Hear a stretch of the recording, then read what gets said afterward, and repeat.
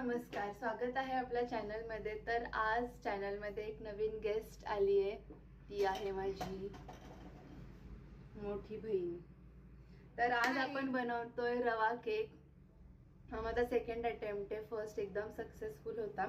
मी second करते आणि जर तुम्हाला रेसिपी इंटरेस्टिंग वाटली तर मला कमेंट करा, मग मी फक्त रेसिपीचा व्हिडिओ टाकेल। तर लेट्स स्टार्ट। तुला याच्याप्रमाणे साखरेचा अंदाज येईल काय? बघ, नाही बाई, मी एवढी सुगरण नाही, आपल्याला अंदाज यायचा नाही येत। तर मी इकडे अर्धा वाटी रवा घेतला, एकदम बारीक रवा। त्याला आपल्याला मिक्सर मध्ये बारीक करून घ्यायचंय। मम्मीचा फोन असतोय, मी बघून आले।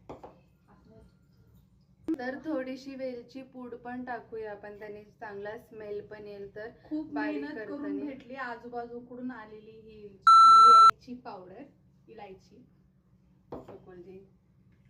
तर आता आपण वेलची आणि रवा बारीक केला, तर एका टोपात काढून घ्यायचंय हे। तर त्याच्यानंतरची स्टेप आपल्याला 3 ते 4 स्पून तूप घ्यायचंय। ओके, तर आपल्याला 3 टेबलस्पून तूप घ्यायचं। जास्त पण घेऊ शकतो, जितकं जास्त घ्याल तितकं चांगलं रव्या केकला टेक्स्चर येईल। तर मी पहिलं तूप घेतलंय। पिठी साखर बनवली आपण, तर त्या तुपामध्ये आपण पहिली पिठी साखर आणि 3 चमचे दही टाकायचे। पिठी साखर करताना मनातला गोडवा त्यात असला पाहिजे। आमच्या बहिणीच्या मनात खूप गोडवा आहे, तर हा केक खूप गोड कट।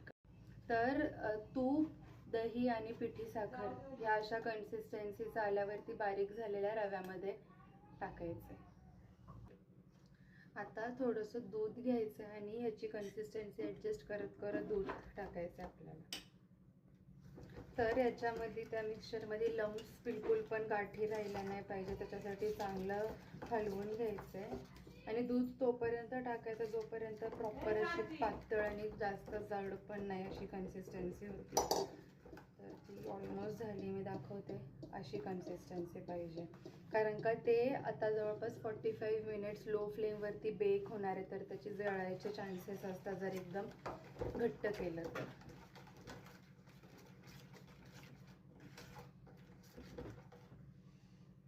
आणि सगळ्यात शेवटची स्टेप आपल्याला त्या मिक्सचरमध्ये टाकायचं आहे इनो।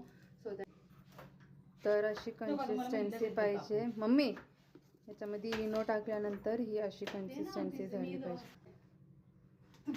तर ज्या भांड्यात आपण केक लावणार आहे, तर एक तर बटर पेपर, आता मी गावाला बटर पेपर अवेलेबल नाही, तर तूप, प्रॉपर तूप असं लावून त्याला ग्रीस करून घ्यायचं। सो दॅट जेव्हा केक होईल तेव्हा तो प्रॉपर निघेल त्याच्यातून थंड झाल्यावरती। जर तूप नसेल तर तो चिकटून राहील। तर तूप टाकताना कंजूसी करायची नाही आहे, चांगलं तूप लावून असं ग्रीस करून घ्यायचं। तर कुकर घ्यायचा आहे, त्याला जाळी महत्त्वाची, नाही तर जळेल ते। टाकीकडे फक्त आपण केक दाखवायचा आणि हे भांडं ह्याच्यामध्ये। आता मी तुम्हाला हे बघा, एकदम 2 वरती मी हे ठेवली आणि आता हे आपल्याला ठेवायचं 45 मिनिट्स। त्याच्यानंतर तर हा झाला आपला केक रेडी। खूप टेस्टी आणि सॉफ्ट झालेला, नक्की ट्राय करून पहा एकदा।